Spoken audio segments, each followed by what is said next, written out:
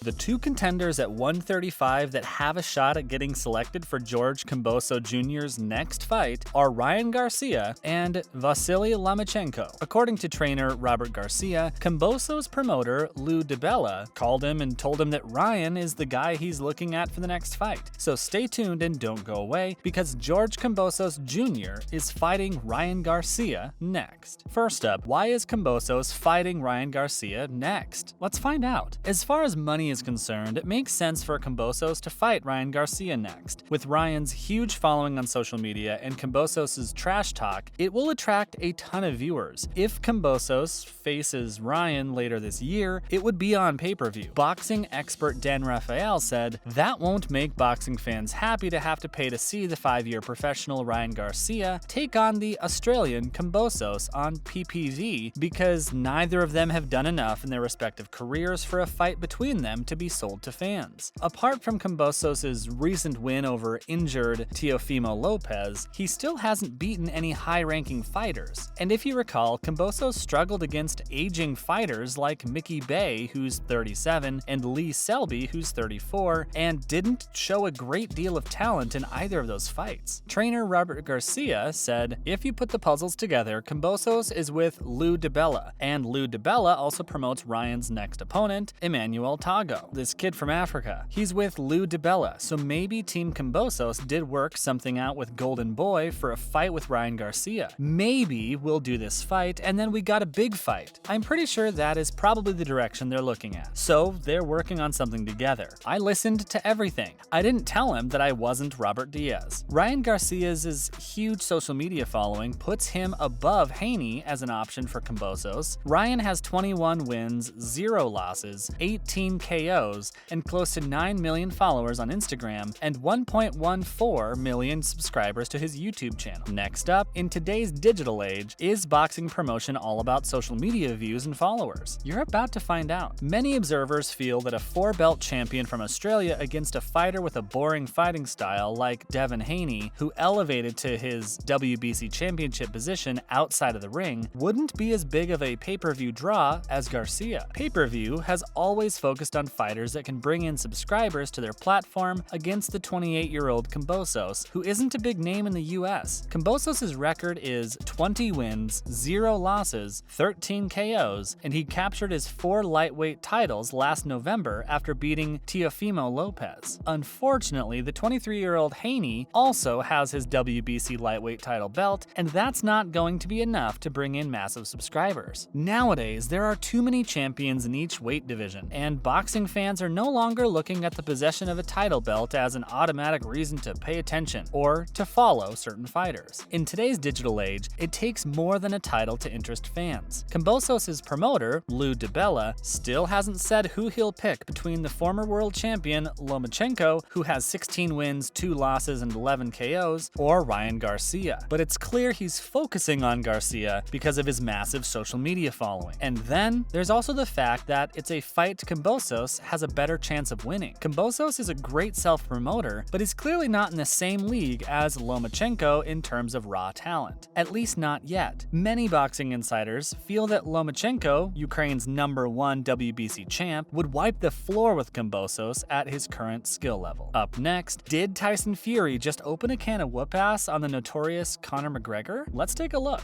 Tyson Fury tore into Conor McGregor after the fighter trolled him on social media. McGregor took exception after Fury had previously paid tribute to Khabib Nurmagomedov. Fury took to Twitter to congratulate Nurmagomedov and told him he did it right because he got in and won and got out at the top. Khabib defeated McGregor in 2018 and retired 2.5 years later. In McGregor's reply, he calls out Tyson Fury for his decision not to step in when the father of Billy Joe Saunders was pushed by security at the Canelo Alvarez fight. Saunders Sr. had attempted to jump over the barrier and console his son after he had suffered a broken eye socket, but he was shoved back into the railings by a security guard. Fury was ringside, but opted to stay out of it and didn't step in to help out. And his actions were slammed by McGregor, who wrote, "Big Joe, you bottled it with Billy Joe Da. What were you doing there? You left him. Versace T. You done nothing. You did it right. Yeah right, ha ha ha ha ha. Even when I'm wrong, I'm right. Who did it right? The Mac Daddy tonight in house Miami D12 2012, Bahamas #Skyjuice. But Fury hit back saying, "Come back when you win a fight, mush. The difference in me and you is I don't get myself in trouble and people actually like me. You're just a bully who hit old man, and yes, big up the Hulk Joe, #MoreCombaBay in the house." Stay tuned and don't go away, because we've got more of the latest boxing news coming right up. Next up, is Derek Miller still undefeated? Let's have a look.